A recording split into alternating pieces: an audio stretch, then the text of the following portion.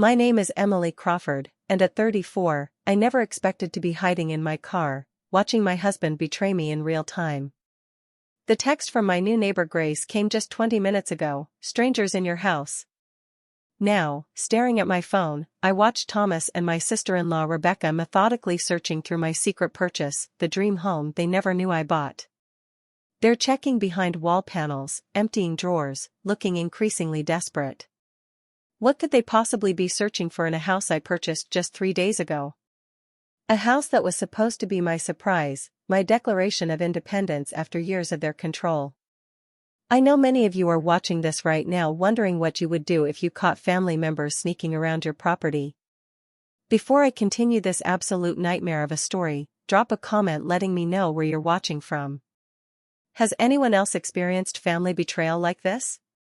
Trust me, you'll want to stick around for what happens next because discovering why they were in my house changed everything I thought I knew about my marriage and the family I married into. Let me back up and explain how I ended up in this situation. I've always been good with money, it's why I became a financial advisor in the first place. I help people make smart decisions about their future, their investments, their security.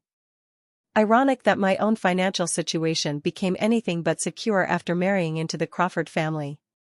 Thomas and I met at the University Investment Club. He was charming, brilliant with numbers like me, and came from old money, the kind of established wealth that spans generations. Our romance was a whirlwind, late nights discussing market trends that somehow turned into philosophical debates about life and our futures. 6 months later, we were engaged. By our 1-year anniversary, I had a ring on my finger and his last name. For the first few years, everything seemed perfect.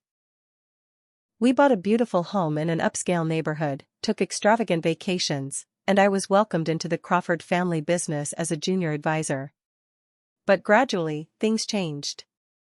Thomas and his sister Rebecca, who ran the family office, insisted on managing our joint finances for tax purposes. At first, I didn't mind, they were certainly qualified, and it freed me to focus on my clients. But then I noticed the little things. My credit card had spending limits I never agreed to. Large purchases required family financial committee approval. When I received a substantial bonus from bringing in a major client, somehow it disappeared into a family investment account I couldn't access independently. 3 years ago, I accidentally discovered a family ledger on Thomas's laptop that he'd left open. It detailed how my earnings had been systematically diverted into Crawford family investments that I had no direct control over. Even worse, I found emails between Thomas and Rebecca discussing how to keep me financially comfortable but dependent. That night changed everything. While maintaining the appearance of the perfect, compliant wife, I opened a secret account at a competing bank. I diverted small amounts of money from my personal spending, took on private clients that the family didn't know about, and slowly built my independence fund. Then last year, I saw it, the Mapleton Estate. A magnificent Victorian mansion on 3 acres, just outside town. I'd actually grown up nearby and remembered riding my bike past it as a child, dreaming of living in such a grand place. It had been owned by the same family for generations, but now it was for sale, and surprisingly, well below market value at $2.8 million instead of the $4 million it should have commanded. I contacted a realtor, Diane Thompson, who had no connections to the Crawford circle. I explained my situation vaguely. Just that I wanted to purchase privately without my husband's knowledge as a surprise. She was hesitant but agreed when I showed proof of funds and explained it would be a positive surprise, not a divorce asset. We set up a viewing under false pretenses. Diane pretended I was her assistant helping with a client. The moment I stepped inside the grand foyer with its original woodwork and sweeping staircase, I knew this was meant to be mine. The house needed work, but it had character, history, and most importantly, it represented freedom. Working with a lawyer, Marcus Chen, I established an LLC called New Beginnings Properties to make the purchase. My college friend Stephanie Baker, who worked at Regional Trust, helped me secure financing through channels the Crawfords would never monitor. The house inspection revealed some issues: old wiring, plumbing that needed updating, a roof that required attention but also uncovered unique architectural features like hidden passages between rooms, original stained glass, and built-in furniture crafted by artisans who had died a century ago. The inspector, Kevin Barnes, made an odd comment during our walkthrough: "This place has unusual modifications. Someone went to great lengths to build things into the structure that aren't on any blueprint." When I asked what he meant, he just shrugged and said old houses often accumulated secrets over generations. I hired a renovation team sworn to secrecy with completion bonuses if they maintained discretion. I installed an advanced security system with cameras I could monitor from my phone. Everything was in place for me to surprise Thomas on our upcoming anniversary with the keys to what I planned to call our weekend home, though in my heart, I knew it might someday become my primary residence if things didn't improve in our marriage. The day before everything fell apart, I did a final walkthrough with Diane. The renovations were nearly complete. Just some finishing touches remained. As we were leaving, my phone rang with an unknown number. It was James Wilson, the previous owner. "Mrs. Crawford," he said, sounding concerned, "I just wanted to reach out before you fully settle in. Be careful what you look for in that house. Some things are better left undisturbed." Before I could ask what he meant, he hung up. I dismissed it as the ramblings of an elderly man sad to part with his family home. My plan was set: in 1 week, I would reveal my purchase to Thomas as an anniversary surprise, a gesture of my financial acumen and independence. But then came Grace's text about intruders, and my world turned upside down. To understand why buying this house in secret was such a radical act for me, you need to know more about the Crawford family and how I slowly lost my independence over 12 years of marriage. I grew up in Millfield, a small town just 3 miles from Mapleton Estate. My parents were teachers, comfortable but never wealthy.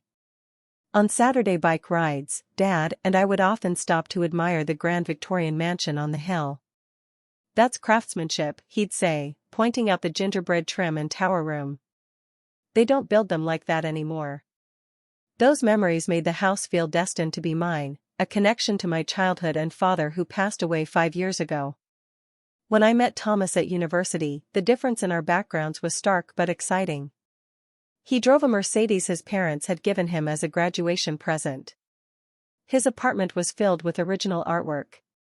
When he took me to dinner, he ordered wine without looking at prices. It was a world I'd never experienced. Thomas loved explaining things to me: how investments worked, which wines paired with which foods, the right way to address people of various social standings. At first, I found it charming, even helpful. Later, I would recognize it as the beginning of a pattern. Thomas believed he always knew better than me about everything. His family embraced me initially, or so I thought. His father Bernard, a distinguished banker, would ask my opinion on market trends. His mother Eleanor would invite me for lunch and shopping. But Thomas's sister Rebecca always watched me with barely concealed suspicion. 3 months after our wedding, Thomas suggested I sell my modest apartment and put the money into our investment account. 6 months later, Rebecca recommended I change banks to the Crawford family institution. By our 1-year anniversary, all my finances were entangled with the Crawford estate in accounts that required Thomas's signature for major withdrawals. The isolation happened so gradually I barely noticed. First, Thomas thought my college friends were a bit unsophisticated for the dinner parties we now attended. Then my family holidays were shortened because the Crawfords had important traditions that took precedence. When I mentioned visiting my mother for a weekend, Thomas would remind me of obligations to his family I somehow couldn't miss. My mother noticed first. "You never finish a sentence anymore, Emily," she said during a rare visit. "Thomas always jumps in to correct you or finish your thought." I dismissed her concerns, but the observation stuck with me. The real turning point came 3 years ago with that accidentally discovered ledger. I found that Thomas and Rebecca had been systematically understating my contributions to our joint assets. Money I thought was going into our retirement was actually funding Crawford family ventures that Thomas assured me were too complex to explain. My inheritance from my father had been invested in a vacation property listed solely in Thomas's name for liability reasons. The discovery shook me to my core, but I didn't confront Thomas. Instead, I began planning. I created a new email account he didn't know about. I opened a safety deposit box at a credit union across town where I stored important documents. I took on private consulting work and had clients pay to a separate account. Small steps toward independence, all while maintaining the facade of the perfect Crawford wife. Thomas's business troubles began about 18 months ago. He became irritable, secretive about phone calls, and worked later than usual. Rebecca started appearing at our house unannounced for urgent family discussions that went quiet when I entered the room. I overheard fragments about liquidity problems and leveraged positions, but whenever I asked, Thomas assured me everything was under control. The more they excluded me, the more determined I became to secure my own financial future. When the Mapleton Estate went on the market, it felt like the universe was offering me an escape route, disguised as an anniversary gift.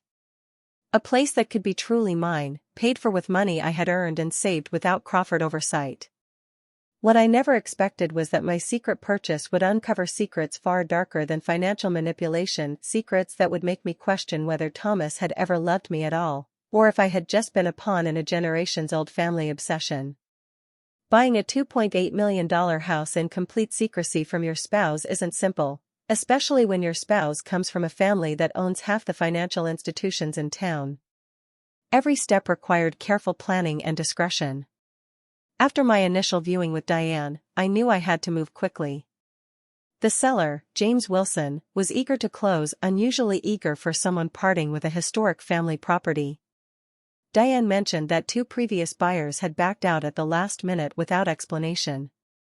This actually worked in my favor, as Wilson was willing to accept my offer of $2.8 million without negotiation, well below the property's value.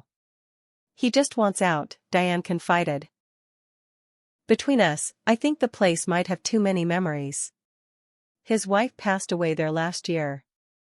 My first challenge was creating a legal entity that couldn't be traced back to me. I contacted Marcus Chen, a lawyer I'd met through a client who specialized in real estate and had no connections to the Crawfords. In his small office above a deli downtown, I explained my situation. I'm not planning a divorce, I assured him. This is an anniversary surprise and a way to establish some financial independence within my marriage. Marcus was skeptical but professional. I can set up an LLC that would make the true ownership difficult to trace, but I need to be clear, if this is about hiding assets before a divorce filing, I can't be part of that. I showed him my personal account statements and proof of income separate from Crawford Enterprises. This is my money, earned legally and independently. I just don't want my husband or his family involved until I'm ready to reveal it. Together we created New Beginnings Properties LLC, with Marcus serving as the registered agent. All communications would go through his office, and the paperwork was filed in a neighboring county where the Crawford influence was minimal. For financing, I reached out to Stephanie Baker, my college roommate who now worked at Regional Trust. The Crawfords considered Regional their competition and never would have checked there for accounts in my name. Over coffee, I laid out my plan. You realize how unusual this is? Stephanie asked. Buying property without your spouse's knowledge? If you saw the ledger I found, you'd understand, I replied. I need something that's mine. Just mine. Stephanie helped me secure financing for $1.8 million, with my secret savings covering the rest as down payment. My years of independent consulting had built up a substantial nest egg over $1 million that Thomas knew nothing about. The house inspection was another challenge. Kevin Barnes, the inspector, was thorough and found the usual issues with a house built in the 1890s, outdated electrical systems, some structural concerns in the east wing, water damage in the cellar. But he also discovered peculiarities. See these walls, he said, tapping one in the library that sounded slightly hollow. They're thicker than they need to be. And these modifications to the fireplace, it's been rebuilt, but not because it was damaged. Someone deliberately altered the original design. In the master bedroom, Kevin found a small compartment behind a loose panel empty, but clearly designed to hide something. Throughout the house, There were similar oddities, strange modifications to closets, sections of flooring that had been replaced with identical wood but in patterns that didn't quite match. Wealthy folks back then often built hideaways for valuables, Kevin explained. But this house has more than most. Almost like someone was obsessed with creating hiding places. Rather than deterring me, these discoveries made the house more intriguing.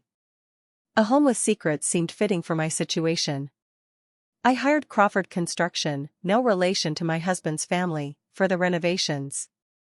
The foreman, Jack Donovan, raised an eyebrow at my request for discretion but agreed readily enough when I offered a 15% completion bonus for maintaining secrecy. The electrical and plumbing are priorities, I told him. But preserve any architectural oddities you find. They're part of the house's character. The security system was next, top of the line, with cameras covering every entrance and main room, motion sensors, and remote monitoring I could access from anywhere. I told the security company I traveled frequently and wanted peace of mind when away. They didn't need to know I was really preparing to monitor the house while still living elsewhere. 2 weeks before my planned revelation to Thomas, I received that unsettling call from James Wilson. Mrs. Crawford, he began, his voice wavering slightly. I felt I should warn you. About what, Mr. Wilson? That house has been in my family for generations. We've always been careful. Always kept certain things undisturbed. I'm not sure I understand. There are things hidden there. Things that others have searched for. The house has a history that isn't in any record books. Just be careful what you look for. Some doors are best left closed. Before I could press for details, he hung up. I tried calling back, but the number was disconnected. The warning left me uneasy, but I dismissed it as the ramblings of an elderly man with sentimental attachment to his family home. The renovations continued, and by yesterday afternoon, the house was nearly ready. I did a final walkthrough with Diane, admiring the freshly painted walls, restored hardwood floors, and updated kitchen that still maintained its vintage charm. It's perfect, I told her, standing in the grand foyer. Next week, I'll bring Thomas here blindfolded for our anniversary. Whatever happens after that, at least I'll have this place. Diane squeezed my hand. I hope he appreciates what you've done. And what it represents. Little did I know that less than 24 hours later, Thomas would be in this house without my knowledge, frantically searching for something I never knew existed. I'm still sitting in my car half a block away from my secret house, watching the security camera feeds on my phone. It's been 45 minutes since Grace's text, just drove by your new place. Saw people going in who didn't look like workers. Everything okay? My first reaction was panic. I'd given strict instructions that no one was to enter the property until the reveal next week. I immediately called 911, reporting a break-in at the address. But as I pulled up the security feed while driving over, my heart stopped. The intruders weren't strangers. They were my husband Thomas and his sister Rebecca. I called back and canceled the emergency, claiming it was a misunderstanding about scheduled workers. The dispatcher sounded annoyed, but I barely registered it. My mind was racing, trying to understand how Thomas found out about the house and what he could possibly be doing there. Now, watching through the cameras I had installed just last week, I can see them methodically moving from room to room. Thomas is in the library, carefully examining the bookshelves, running his fingers along the edges as if looking for a hidden catch. Rebecca is upstairs in the master bedroom, opening drawers and checking inside the closets. Their movements aren't random. This isn't the behavior of someone exploring a new house out of curiosity. They're searching for something specific, something they believe is hidden here. But what? I bought this house just 3 weeks ago, and the renovations only finished yesterday. What could possibly be here that would interest them? Through the camera's microphone, I can hear fragments of their conversation. Uncle Walter said it would be in the library. Rebecca's voice carries down the stairs. Behind a false panel or under the floorboards. We've checked every inch, Thomas replies, frustration evident in his voice. Maybe grandfather was wrong about the location. Or maybe Wilson found it before selling. Impossible, Rebecca snaps. The documents would have surfaced. Wilson wouldn't have understood their significance anyway. Documents? What documents could they possibly be looking for in a house that hadn't been in their family? And who was grandfather? Thomas's grandfather died before I met him. I watch as Thomas moves to the fireplace, examining the ornate mantel. This has been rebuilt, he says, running his hand along the marble. The original plans showed a different design. How would you know that? Rebecca asks. I've been studying the architectural plans for months, he admits. Ever since we traced Wilson's connection. My breath catches. They've been planning this for months? Before I even bought the house? Rebecca pulls out her phone and dials. Uncle Walter? No, nothing yet. We've checked all the obvious places. Yes, we're being careful. I understand what's at stake. As she listens to the person on the other end, her expression darkens. Today's deadline? But that's impossible. We need more time. Yes, I understand. We'll find it. She hangs up and turns to Thomas, her face pale. We have until close of business today. If we don't find the documents, the bank calls in their loans. Everything's gone to the company, the investments, all of it. Thomas slams his fist against the wall. Damn it. We've been searching for months. Why would Emily buy this house? Of all the properties in the area, why this one? My heart is pounding so hard I can barely breathe. They knew about my purchase. They've been watching me. And somehow, this house is connected to their financial troubles. I need answers, and sitting in my car watching them through cameras won't provide them. Taking a deep breath, I start the engine and drive around the corner, parking on a side street where my car won't be visible from the house. I check my appearance in the rearview mirror, trying to compose myself, to prepare for the confrontation that's about to happen. The house looms before me as I walk up the street, its Victorian grandeur suddenly ominous rather than welcoming. Whatever secrets it holds, whatever connection it has to Thomas and his family, I'm about to discover. And I have a feeling that nothing in my life will ever be the same afterward. Have you ever had that moment where you're about to confront someone you love, knowing everything might change? That sick feeling in your stomach when you realize the foundation of your relationship might be built on lies? If you've been through something similar, I'd love to know how you handled it. Sometimes knowing we're not alone in these experiences helps us find the courage to face what's coming. Like and subscribe if you want to hear what happened when I walked through that door and confronted my husband in the house he never should have known about. I approached my house from the back, using the garden path that wound through old oak trees.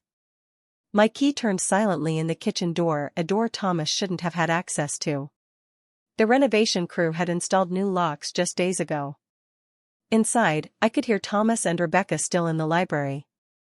Their voices were tense, urgent. I moved quietly through the kitchen, grateful for the newly refinished floors that didn't creak. In the hallway, I paused, listening. This is our last chance, Thomas, Rebecca was saying. If we don't find the Mapleton documents today, everything collapses. The bank won't extend again. You think I don't know that? Thomas snapped. You're the one who leveraged everything on this wild goose chase. Grandfather's stories, Uncle Walter's obsession, we could have managed the family finances conservatively, but you had to chase the legend. It's not a legend. The documents exist. The proof of ownership, the property deeds, the trust certificates, they're worth millions. Our birthright, stolen from us. I stepped into the doorway of the library. What birthright? They both whirled around, faces pale with shock. Thomas recovered first.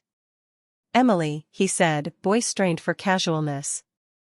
This is unexpected. Clearly, I replied coldly.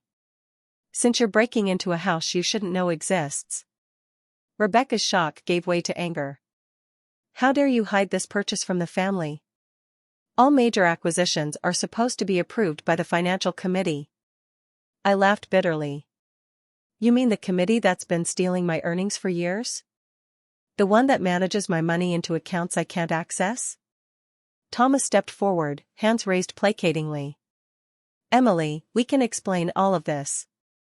It's complicated, but Then start explaining. Now. Beginning with how you found out about this house, how you got in, and what the hell you're looking for. They exchanged glances, some silent communication passing between siblings. Finally, Thomas sighed. We've been monitoring your accounts, he admitted. Not just the joint ones, but your private consulting work too. The betrayal stung even though I'd suspected as much. How? Software on your laptop. We installed it years ago, after you started acting independent. The way he said the word made it sound like a character flaw. And the house? How did you know I bought it? Rebecca stepped forward. We have alerts set for any transactions involving Mapleton Estate. We've been tracking it for years, waiting for Wilson to sell. Why? I demanded. What's so special about this house? And don't lie to me, Thomas. Not anymore. Thomas ran his hand through his hair, a gesture I'd always found endearing. Now it just seemed calculating, buying time to formulate a story. The truth, Emily, is that I'm a Mapleton. I stared at him blankly. What? Not a Crawford by blood. My great-grandfather was Frederick Mapleton, son of Franklin Mapleton, who built this house. The Crawford name came later, when my grandfather married into the banking family.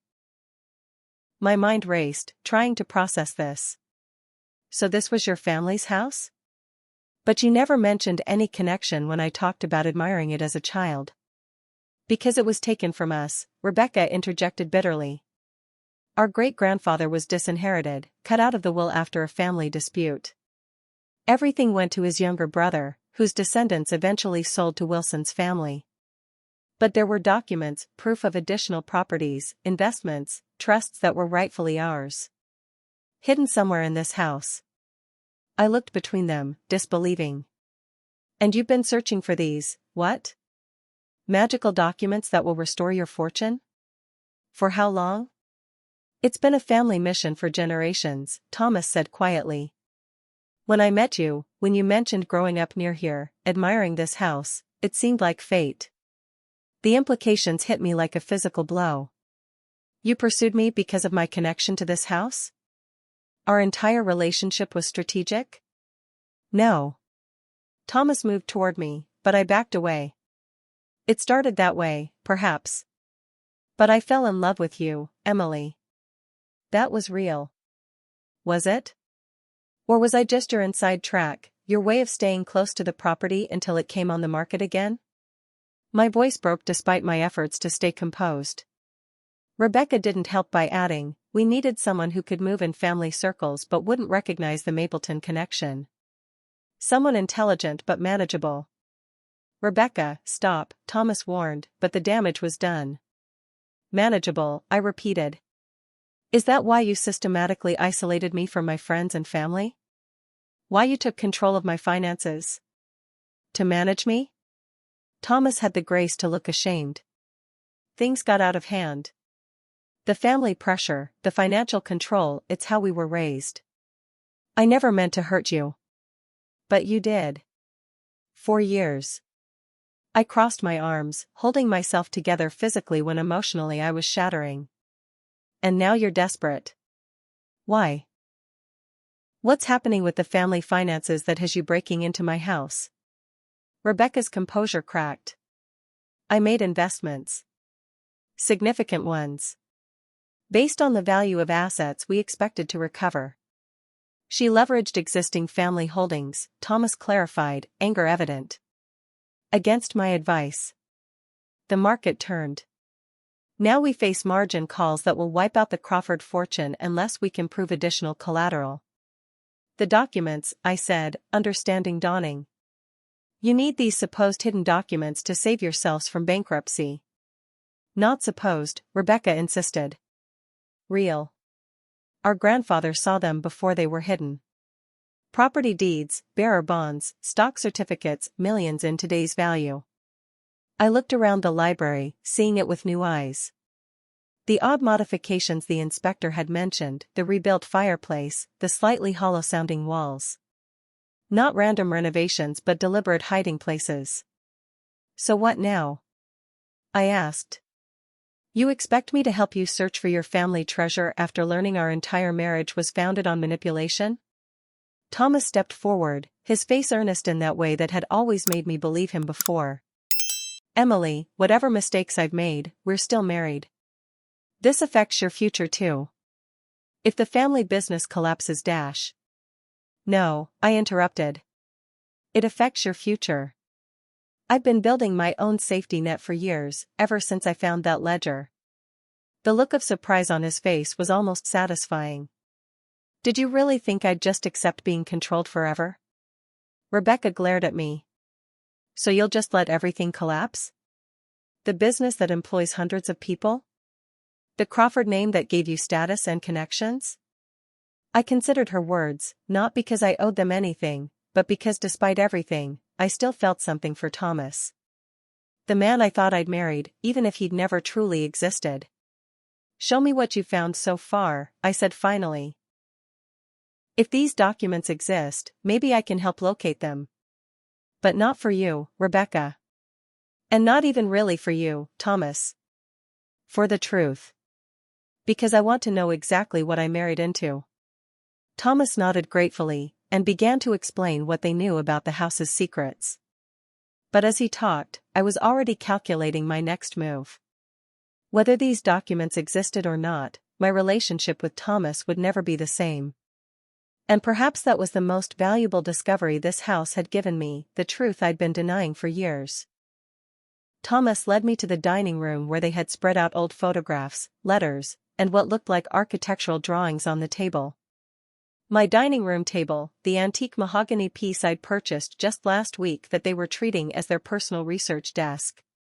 Here, he said, pointing to a faded photograph of a stern-looking man in Victorian dress standing in front of the house. This is Franklin Mapleton, who built this house in 1891. And this, he indicated a younger man beside him, is his eldest son Frederick, my great-grandfather. The family resemblance was striking, the same sharp jawline that Thomas had, the same set of the eyes. I studied the photograph, trying to reconcile this new information with the husband I thought I knew. Franklin Mapleton made his fortune in railroads and mining, Thomas continued. He was ruthless in business but devoted to his family. Or so everyone thought, until the incident. The incident? I prompted when he paused. Rebecca stepped in. Frederick fell in love with the wrong woman, a dance hall performer with questionable background. Franklin forbade the marriage, but Frederick eloped anyway. When they returned, Franklin disinherited him completely. That seems extreme, even for Victorian standards, I observed. It wasn't just about the woman, Thomas explained. Frederick had discovered something about his father's business dealings, documentation of fraud, of stolen land grants. He threatened to expose Franklin unless he accepted the marriage. So instead of facing exposure, Franklin cut him off entirely? Worse, Rebecca said grimly. He legally declared Frederick dead. Paid officials to create records of his death in a mining accident. Frederick Mapleton ceased to exist, legally speaking. But he wasn't actually dead, I said, following the logic. Thomas nodded. He took his wife's surname, Crawford, and started over with nothing. But before he left, he stole documents from his father's office. Proof of the fraud, but also deeds to properties that had been acquired illegally.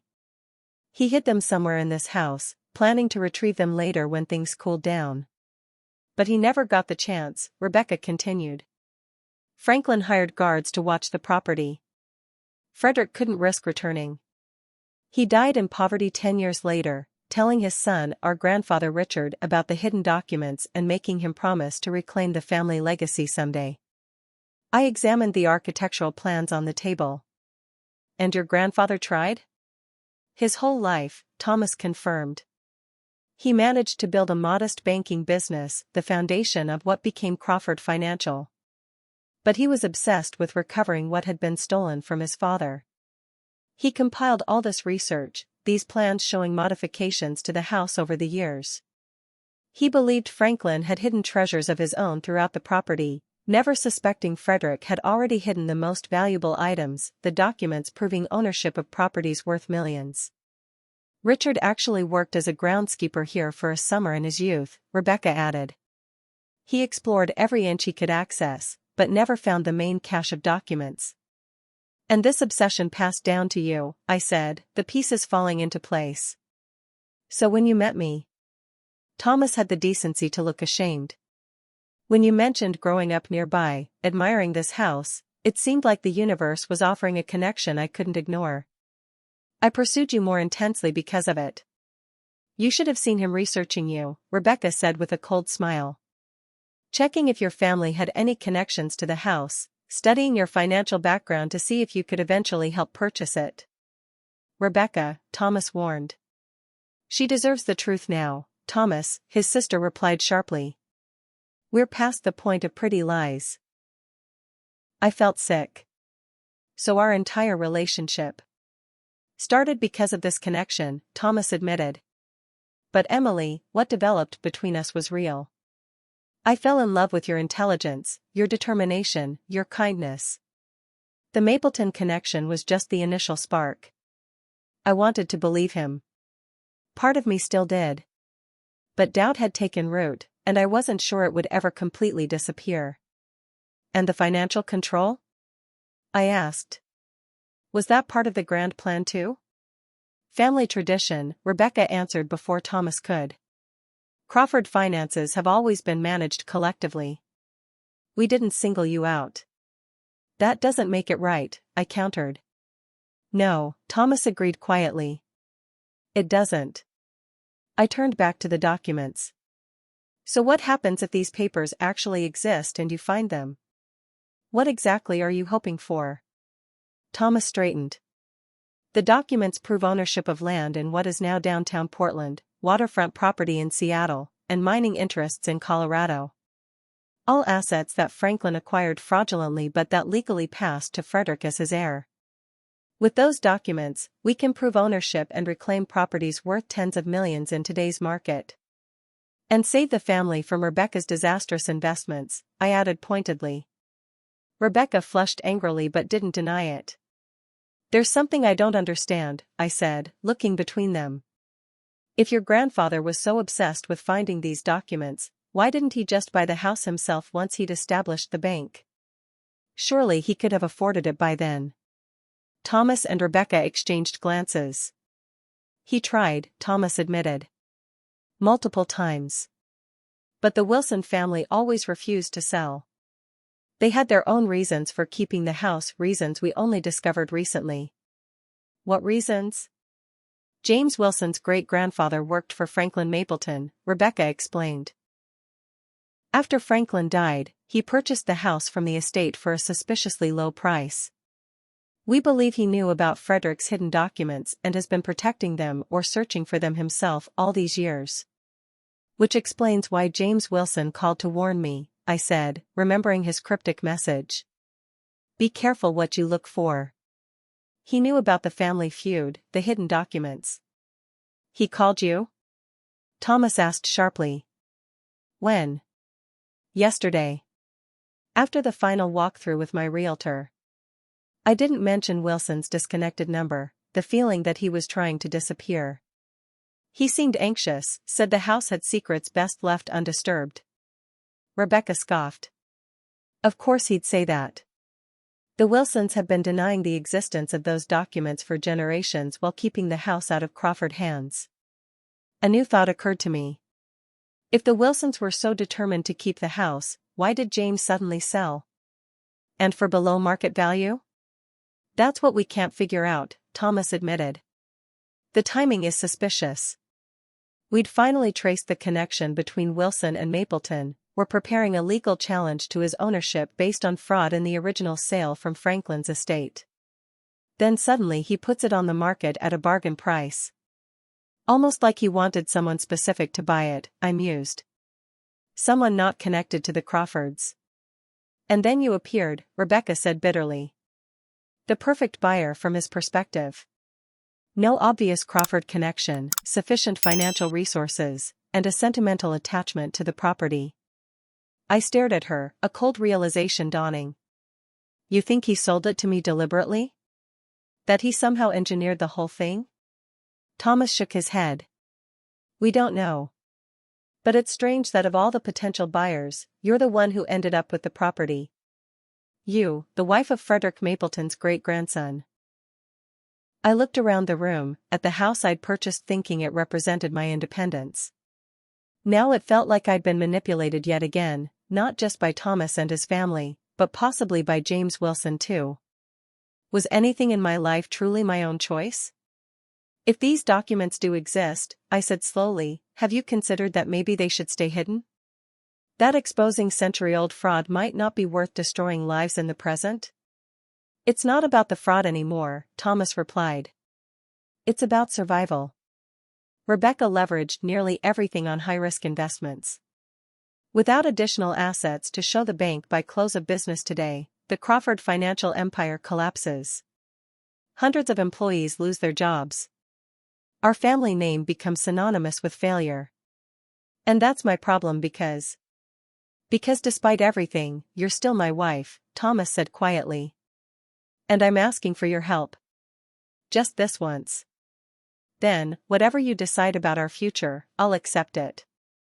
I looked at him, the man I'd loved for 12 years, who had manipulated and controlled me, but who might also truly care for me in his damaged way. Then at Rebecca, whose desperate financial gambles had brought them to this point. Two people caught in a generational obsession, unable to escape the past. And I made my decision. I'll help you search. Not for you, but because I want to know the truth. About this house, about your family, and about our marriage. Thomas nodded gratefully, and we began to plan a methodical search of the house, looking for secrets hidden over a century ago. We agreed to split up and search different areas of the house. Despite everything that had happened, I found myself intrigued by the mystery. If these documents really did exist, finding them would be like uncovering a time capsule from the past, a past that had strangely become entangled with my own life. The library seems the most logical place, I suggested, remembering the inspector's comments about hollow-sounding walls. Books and papers hidden among books and papers. Thomas nodded. Rebecca, you take the east wing. I'll check the cellars again. Emily can search the library. Rebecca looked unhappy about taking orders but didn't argue. Time was running short. In the library, I examined the bookshelves more carefully, pulling out volumes at random, checking for hidden compartments behind them. Many of the books were original to the house, leather-bound classics, scientific journals from the 1800s, ledgers and almanacs from a bygone era. Behind an encyclopedia set, I found a small lever. When pulled, it released a catch, allowing a section of shelving to swing outward. Behind it was a shallow compartment empty except for dust and a few mouse droppings. Found something? Thomas called, hearing the movement. Just an empty hiding place, I replied, disappointed. He joined me, examining the space. Grandfather mentioned these. Franklin had hiding places throughout the house, some for valuables, others for private papers. But the main cache of documents would be better protected. My renovation team found a hidden door in the library, I told him. Behind the painting over there. It leads to a small study. Thomas looked surprised. You didn't mention that before. You didn't give me a chance, I reminded him. Too busy explaining how our marriage was based on manipulation. He winced but followed as I moved the painting to reveal the door. It swung open silently on new hinges, revealing a small room with a writing desk, chair, and more bookshelves. The renovation team had restored the space, cleaning years of dust and cobwebs, but had left the contents untouched at my request. This would have been Franklin's private study, Thomas said quietly, running his hand along the desk. Where he could work undisturbed. I checked the desk drawers, all empty. The bookshelves held more technical volumes, engineering texts, and railroad maps. Nothing that looked like valuable documents. Rebecca appeared in the doorway. Anything? Not yet, I replied. What about the east wing? She shook her head. Nothing obvious. I've checked all the places Uncle Walter suggested. Thomas frowned at his watch. We have 4 hours until close of business. The bank president was explicit: either we show proof of additional assets, or they call in the loans. Tell me about the compartment you found in the master bedroom, I said, remembering what the inspector had shown me. We headed upstairs to the master suite. The loose panel in the wall now had a decorative brass pole installed, making it easier to access the hidden compartment. My renovation team found this during demolition, I explained, opening it. It was empty, but clearly designed to hide something. Thomas examined it carefully. Too small for the document portfolio grandfather described. But there might be a clue. He ran his fingers along the inside, pressing different sections until we heard a click. The back of the compartment slid upward, revealing a deeper space behind. Inside was a small leather-bound book. A journal, Rebecca breathed, taking it carefully. We returned to the library to examine the find. The journal belonged to Franklin Mapleton, dated 1893 to 1895, the years immediately following his son's disinheritance. The entries were sporadic, many focusing on business matters, but some mentioned Frederick. October 12, 1894, Rebecca read aloud. Frederick was seen in town today. Rumors say he's desperate for funds, his dance hall bride having expensive tastes. Let him grovel. The papers he stole are useless without the cipher key, which remains secure. Cipher key? I repeated. The documents are in code? Thomas nodded slowly. That would make sense. Insurance that even if Frederick managed to sell the documents, they'd be worthless without the key to decode them. We continued reading, finding more references to Frederick's theft and Franklin's confidence that the stolen papers remained useless. Then, in an entry dated April 1895, we found something significant. Frederick grows bold, Rebecca read. A letter arrived demanding reconciliation and threatening exposure. I've reinforced the hiding place. The combination remains as always, my beloved's special day, which Frederick would never deign to remember. A combination, Thomas said excitedly. To a safe or vault. And it's based on a date, my beloved's special day. His wife's birthday? I suggested. Rebecca shook her head. Franklin's wife died in 1888. He never remarried. Maybe an anniversary? Thomas proposed. Or perhaps beloved referred to someone else. While they debated, I continued searching the journal, finding another intriguing entry from July 1895.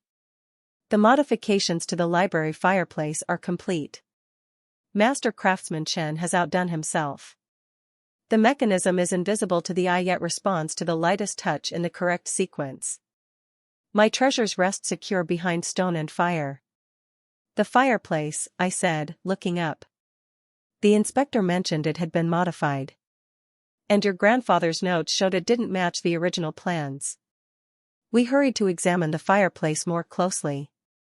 It was an impressive structure of marble and carved wood, taking up nearly an entire wall of the library. Look for anything unusual in the design, Thomas suggested. Secret buttons, movable pieces. We examined every inch. The mantelpiece, the decorative columns on either side, the hearthstones, the firebox itself. Nothing seemed out of the ordinary. Wait, Rebecca said suddenly. The journal mentioned stone and fire. What if? She reached into the cold firebox, feeling around the back wall. Suddenly, there was a click, and one of the hearthstones shifted slightly. There's something here, she said excitedly. Together, we carefully removed the loose hearthstone, revealing a small lever underneath. Thomas pulled it, and with the grinding sound of long-unused machinery, a section of the fireplace wall swung inward. Behind it was a narrow passage, barely wide enough for one person. Thomas retrieved a flashlight from his phone and led the way. The passage descended slightly, leading to a small underground room that must have been beneath the library. And there, against the far wall, was an antique safe with the Mapleton family crest embossed on its door. "This is it," Rebecca whispered, her voice a mixture of awe and triumph. After generations of searching, Thomas approached the safe, examining the dial mechanism. "It needs a combination. A date, according to the journal." "My beloved special day," I repeated. "If not his wife's birthday, then whose?" Rebecca was already on her phone, searching family records. Franklin was notoriously private about his personal life after his wife died. There were rumors of a companion in his later years, but nothing confirmed. While they researched Franklin's history, I examined the safe more closely. The craftsmanship was extraordinary, clearly custom-made. The dial had numbers from 1 to 31, and separate dials for months and the last 2 digits of a year. "It's definitely a date," I confirmed. "Day, month, and year. But whose birthday?" Thomas looked up from his phone, his expression troubled. "There's something we haven't told you about the family history. Something shameful that was hushed up even within the family." Rebecca shot him a warning look, but he continued. "The real reason Franklin disinherited Frederick wasn't just the unsuitable marriage or the threatened exposure of fraud. It was because Frederick discovered that Franklin had a second family." "A second family?" I repeated, surprised. Thomas nodded grimly. "A woman he never legally married but lived within a separate home. And children he supported but never acknowledged publicly. Frederick threatened to expose this relationship unless Franklin accepted his marriage." "So my beloved could refer to this woman," I said, understanding dawning. "Do you know her birthday?" Rebecca reluctantly pulled up a document on her phone.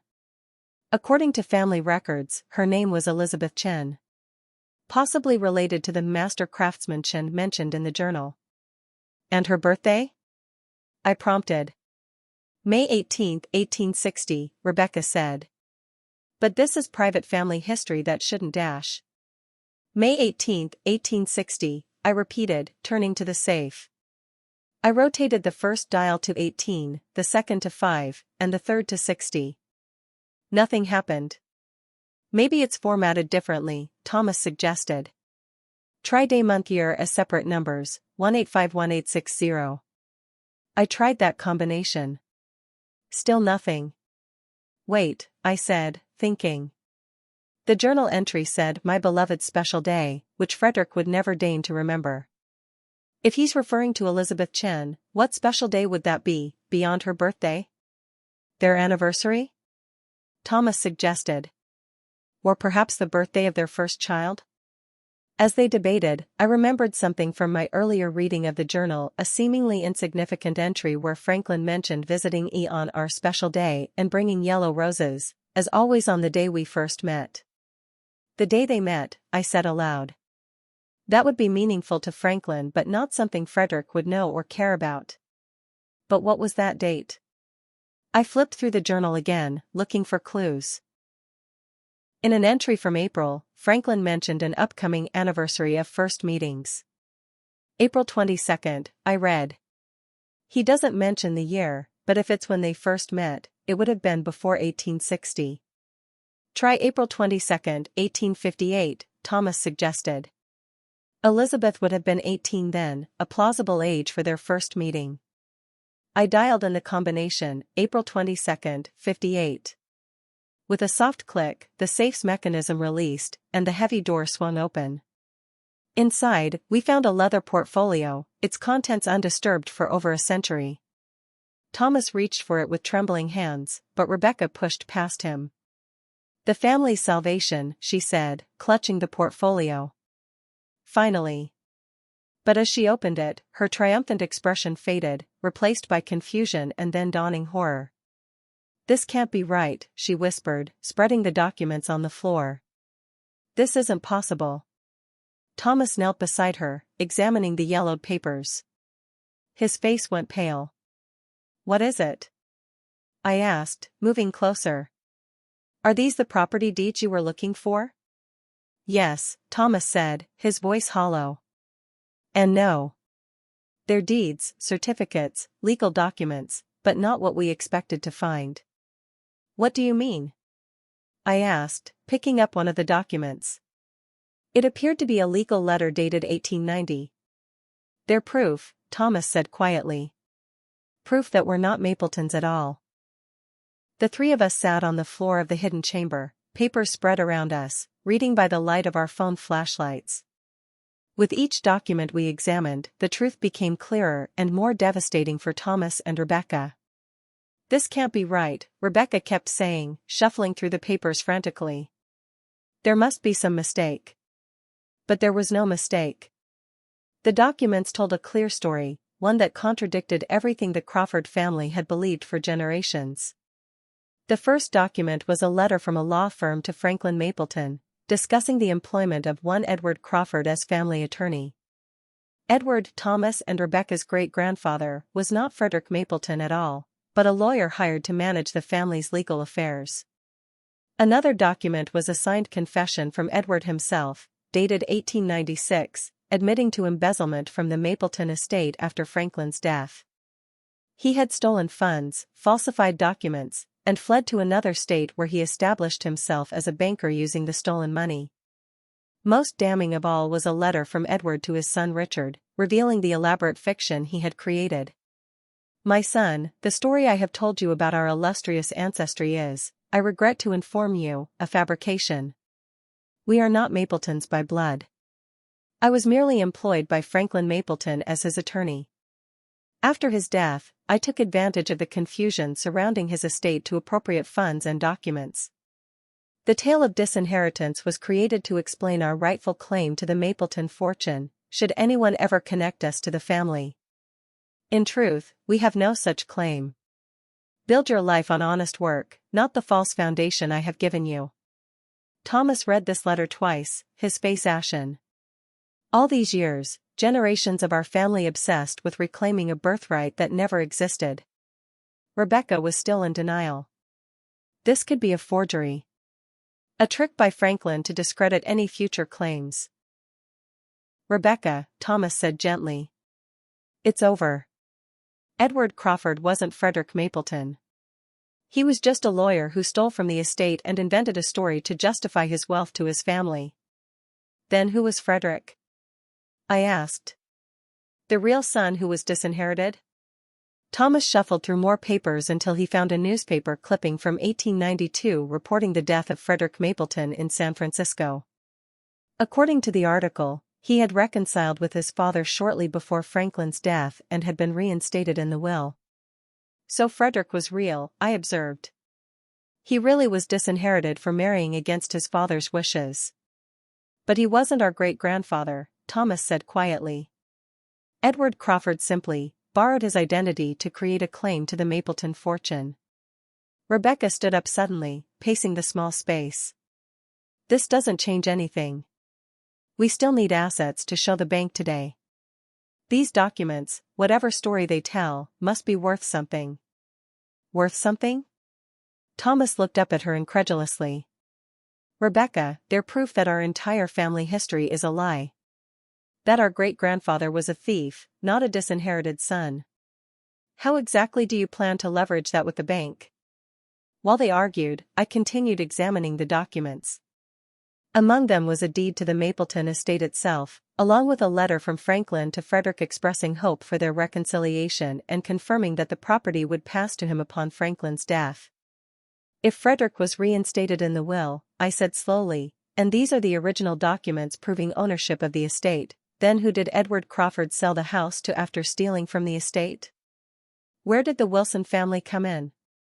Thomas picked up another document, a sales contract dated 1897. According to this, Edward sold the house to Henry Wilson for a fraction of its value. It looks like Wilson knew about the embezzlement and used it as leverage to get the property cheaply. So the Wilsons have known all along that the Crawfords weren't really Mapletons? I asked. Apparently, Thomas replied. Which explains why they refused to sell the house back to my grandfather no matter what he offered. They knew his claim was fraudulent. But why did James Wilson sell to me? I wondered aloud. And why warn me afterward? Rebecca had stopped pacing and was staring at the safe. There must be more. Property deeds, stock certificates, the real fortune has to be here somewhere. She began searching the safe more thoroughly, removing the velvet lining to check for hidden compartments. Rebecca, stop, Thomas said firmly. It's over. The fortune we've been chasing was never ours to begin with. You can't just give up, she snapped. Do you understand what happens if we don't find something to show the bank today? Everything collapses. The company, our investments, our reputation all gone because you're too weak to do what's necessary. What exactly are you suggesting? He asked. That we forge new documents? Claim these papers prove something they don't? The truth is here, Rebecca. We're not Mapletons. We never were. She turned to me, desperate. Emily, you must have discovered something during the renovations. Other hiding places, valuables, anything we could use. I shook my head. Nothing like what you're looking for. The renovations, Thomas said suddenly, looking thoughtful. You mentioned the inspector found unusual modifications throughout the house. Maybe there are other hidden chambers, other safes. Even if there are, we don't have time to find them before the bank's deadline, Rebecca pointed out bitterly. Thomas turned to her, his expression hardening. This obsession has to end, Rebecca. You made risky investments based on a family myth that turned out to be a lie. That's on you, not Emily, not me, not our ancestors. You. Rebecca's face contorted with rage. You spineless coward. You were just as invested in this as I was. Until you met her. She jabbed a finger toward me. She made you soft, made you question the family mission. The family mission was based on a lie. Thomas shouted, his composure finally breaking. Edward Crawford wasn't protecting his birthright, he was covering up his crimes. As they argued, I noticed something odd about the back wall of the safe. It didn't seem as deep as it should be, given the dimensions of the chamber. I knocked on it gently, hearing a hollow sound. There's something behind this panel, I interrupted. They both fell silent, turning to look as I felt along the edges of the safe's back panel. There was a small indentation in one corner. When I pressed it, the panel slid sideways, revealing another compartment. Inside was a single envelope, yellowed with age, addressed simply, to the finder. With Thomas and Rebecca watching intently, I carefully opened it and removed a letter written in a flowing script. To whoever finds this chamber, I read aloud. If you are reading this, you have solved the puzzle I created to protect my greatest treasures, not gold or property, but truth. The documents in the outer compartment reveal the betrayal of Edward Crawford, who served as my attorney and abused my trust after my death. I anticipated his actions based on discrepancies I discovered in my accounts during my final illness. The true wealth of the Mapleton family lies not in deeds or stocks, but in knowledge. Behind the south wall of this chamber, you will find my life's real work, the complete plans for engineering innovations that were decades ahead of their time. Designs I chose to withhold from a world not yet ready for their implications. To access them, simply press the cornerstone marked with the Mapleton crest. May you use this knowledge more wisely than my contemporaries would have. Franklin Mapleton, April 1896. We all stared at the letter in stunned silence. Then, as one, we turned to examine the south wall of the chamber. Sure enough, one stone bore a faint etching of the Mapleton family crest, the same symbol that adorned the safe. Thomas pressed it, and with a grinding noise, a section of the wall slid open, revealing yet another hidden space. Inside were tubes containing rolled blueprints and several leather-bound journals. Thomas carefully withdrew one of the tubes and extracted the blueprint inside. As he unrolled it on the floor, we could see detailed technical drawings of what appeared to be an advanced engine design. This is... Thomas trailed off, studying the drawings with growing amazement. This is incredible. If these designs are authentic, they're decades ahead of their time. Look at the date 1894. Rebecca was examining another blueprint. Electrical systems, hydraulic mechanisms, communication devices, these would have revolutionized industry if they'd been implemented. But Franklin chose to hide them, I said, remembering the letter. Designs I chose to withhold from a world not yet ready for their implications. He must have believed they were too powerful or dangerous to release. Thomas was already photographing the blueprints with his phone. These may not be property deeds, but they're potentially valuable in their own right. Historical significance, patent implications, if we can authenticate them quickly. The bank deadline is in 2 hours, Rebecca reminded him. It's not enough time, Thomas admitted, shoulders slumping. Even with these discoveries, we can't verify their value and present them as collateral before close of business today. Rebecca sat down heavily on the stone floor. So that's it. Crawford Financial collapses.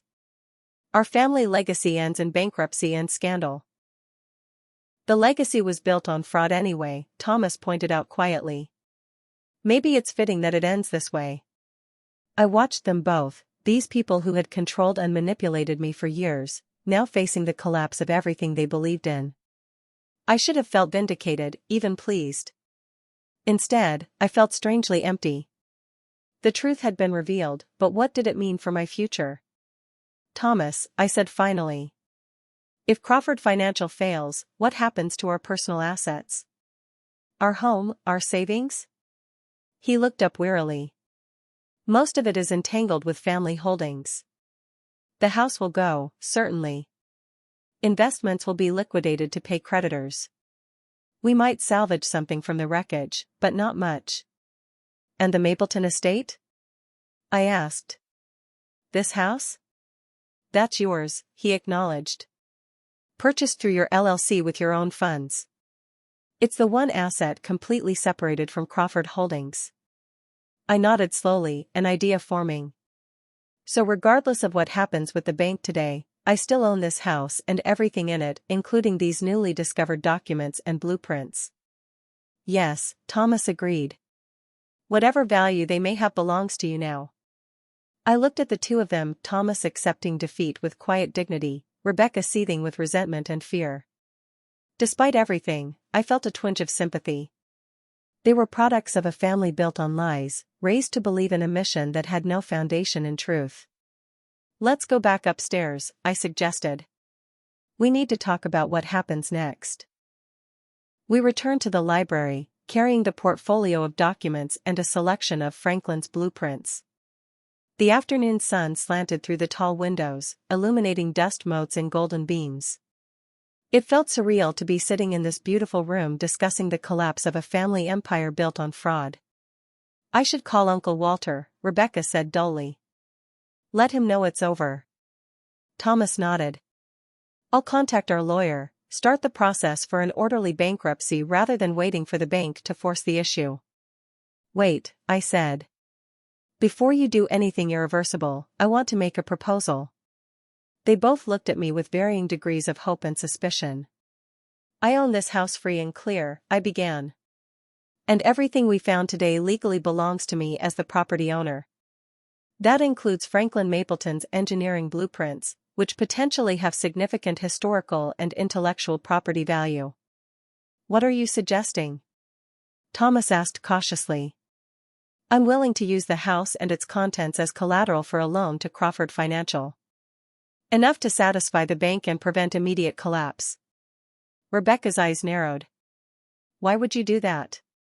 After everything you've learned today? Not out of family loyalty, I assured her. And not without conditions. What conditions? Thomas asked. First, both of you resign from Crawford Financial.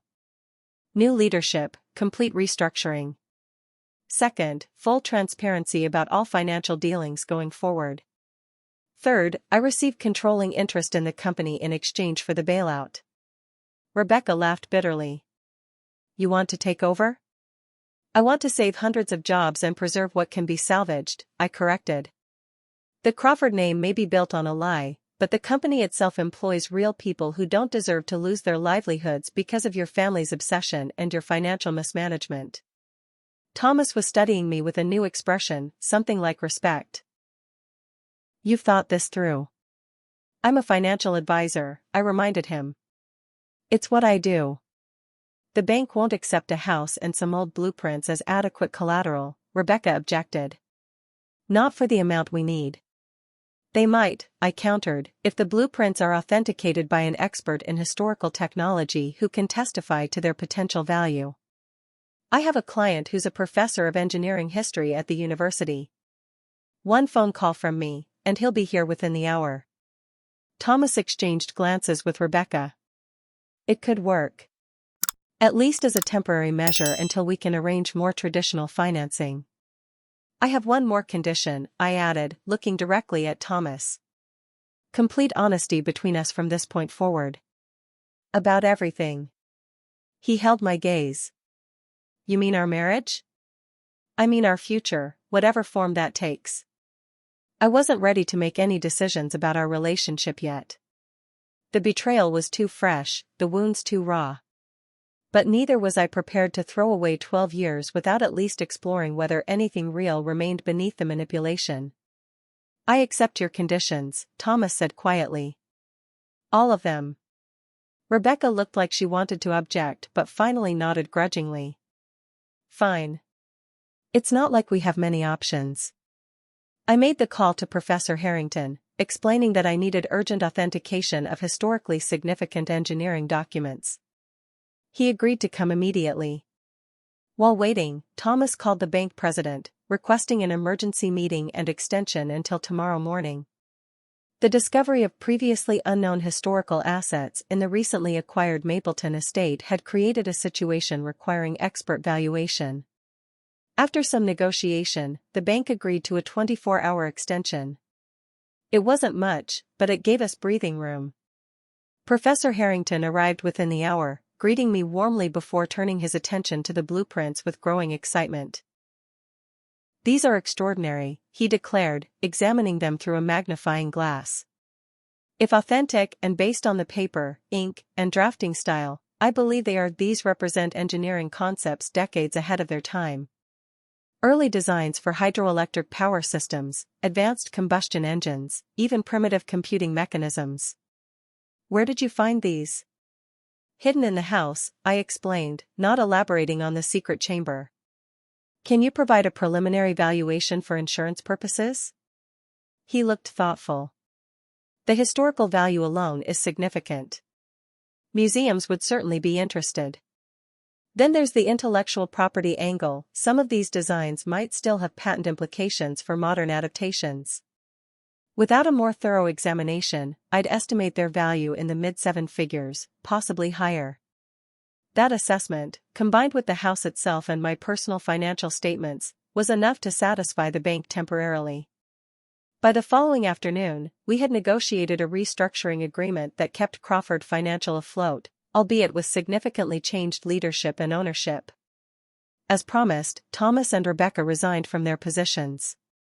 I installed a respected financial manager as interim CEO while retaining controlling interest myself.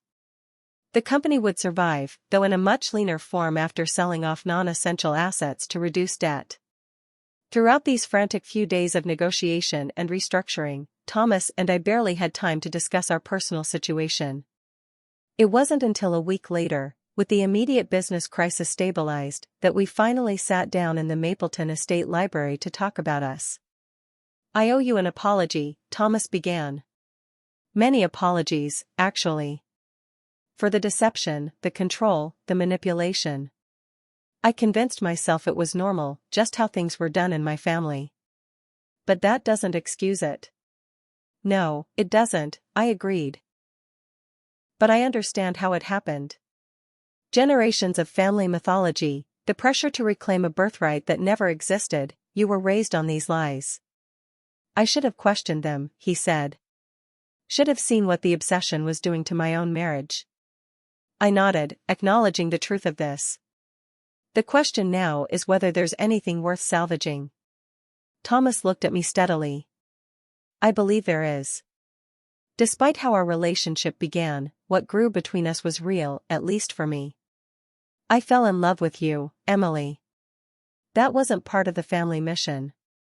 I loved you too, I said quietly. But I don't know if I can trust you again. I don't expect you to, not right away. Trust has to be earned, and I've done everything possible to destroy yours. All I'm asking for is a chance to rebuild honestly this time. I considered his words, trying to separate my feelings from the practical realities. I'm not ready to make any permanent decisions. I need time. Space. I understand, he said. I'll move out of our house immediately. Actually, I replied, I'm going to stay here, at the Mapleton Estate. It's mine in a way nothing else has ever been. You can keep the house for now. He nodded, accepting this. And us? We take it slow. Start with honesty. See where that leads. That's more than I deserve, Thomas said softly. Probably, I agreed with a small smile. But it's what I need to move forward, one way or another. In the months that followed, much changed. Crawford Financial stabilized under new management, though significantly downsized. Rebecca moved away, unable to face the family's diminished circumstances or my role in the company's future. Thomas and I began a careful, tentative rebuilding of our relationship, not living together, but meeting regularly, talking honestly about our past and potential future. As for the Mapleton Estate, I made an unexpected discovery during further renovations. Behind another hidden panel in what had been Franklin's bedroom, we found a collection of personal letters between Franklin and Elizabeth Chen. They revealed a loving relationship spanning decades, kept secret due to the social prejudices of the time against mixed-race marriages. Franklin had provided for her and their children financially, though he could never acknowledge them publicly. More surprisingly, we discovered that James Wilson, the man who had sold me the house, was a direct descendant of Elizabeth and Franklin through their eldest daughter who had married into the Wilson family. The Wilsons had been the true Mapleton heirs all along, keeping the secret and the house 4 generations. I finally managed to contact James Wilson at his new home in Arizona. When I told him what we had discovered in the hidden chamber, he laughed softly. I knew you'd find it eventually, he said. That's why I made sure you got the house. You specifically wanted me to buy it? I asked, confirming my suspicions. Why me? I did my research, Mrs. Crawford. I knew about your husband's family, their obsession with claiming Mapleton heritage. And I knew about you, your independence, your intelligence. You seemed the perfect person to finally bring the truth to light. But why sell it all, after your family kept the house for so long? There was a pause. My wife died last year. Cancer. We had no children. I'm the last of my line. It seemed time for the house to begin a new chapter, for the secrets to finally come out. 6 months after the discovery in the hidden chamber, I made a decision about the house and about my future. The Mapleton Estate was too magnificent to keep to myself. I established it as a historic site and bed and breakfast, offering tours featuring its unique architecture and the fascinating story of Franklin Mapleton and his innovations. As for Thomas and me, we're still navigating our new relationship. The control and deception are gone, replaced by honesty that's sometimes uncomfortable but always real. Whether we ultimately stay together or part ways, the foundation of truth we're building is something neither of us is willing to sacrifice again. The greatest irony in all of this? In trying to establish my independence by secretly buying this house, I became entangled in a century-old family drama that wasn't even mine. Yet through that entanglement, I finally found the clarity and strength to claim my life as truly my own. Sometimes the path to freedom takes unexpected turns. Sometimes the treasures we find aren't the ones we were looking for. And sometimes the truth, however painful, is the most valuable discovery of all. Have you ever experienced a moment when uncovering the truth completely changed your perspective on a relationship or situation? I'd love to hear your stories in the comments below.